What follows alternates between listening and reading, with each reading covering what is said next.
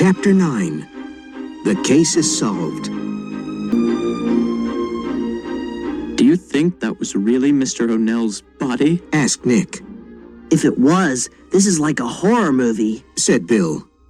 What if the other statues were bodies? Michelle said weakly.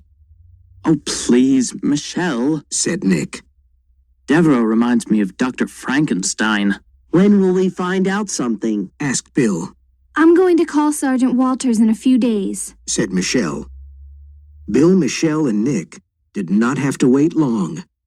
On Wednesday, the O'Nell case was on the front page of the Miami Times. O'Nell case finally solved.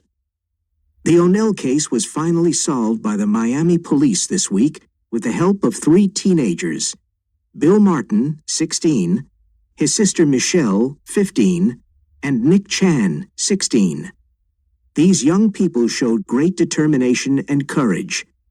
The police discovered the waxed, embalmed body of Peter O'Nell, a 45-year-old high school teacher and expert scuba diver, in the Montego Bay Wax Museum. The macabre discovery was a big shock for everyone because he went missing in June of this year. The owners of the Wax Museum, Julian Devereaux, 46, and his wife Gertrude, 42, made a terrible confession. They killed Peter O'Nell. Peter O'Nell was working for Professor Dan Ortega, who is the director of the Florida Historical Museum. Professor Ortega asked him to find the ship with the 5 artifacts that disappeared in the Bermuda Triangle. The ship left the port of Naples, Italy, but never reached its destination in Miami. All radio contact was lost when the ship entered the Triangle. The museum bought these valuable artifacts in Greece and Italy to add to its beautiful art collection. Julian Devereaux owns an art museum in Houston and a maritime museum in Charleston. He knew about the lost artifacts and wanted to find them for his museums. He followed O'Nell's boat during his trips to sea.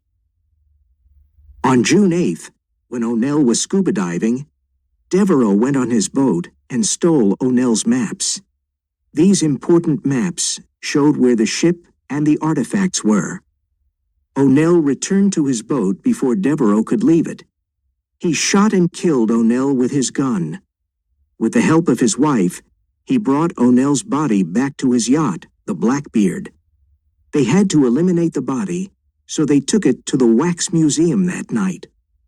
Julian Devereaux is an expert chemist, and he embalmed the body.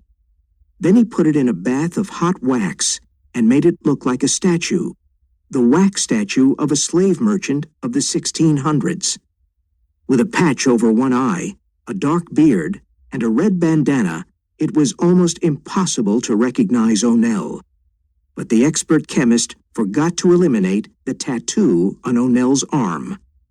With O'Nell's maps, Devereaux found the 5 artifacts in the Triangle and hid them in his museum in Houston. The priceless artifacts will return to the Florida Historical Museum next week. The Montego Bay Wax Museum is closed for now.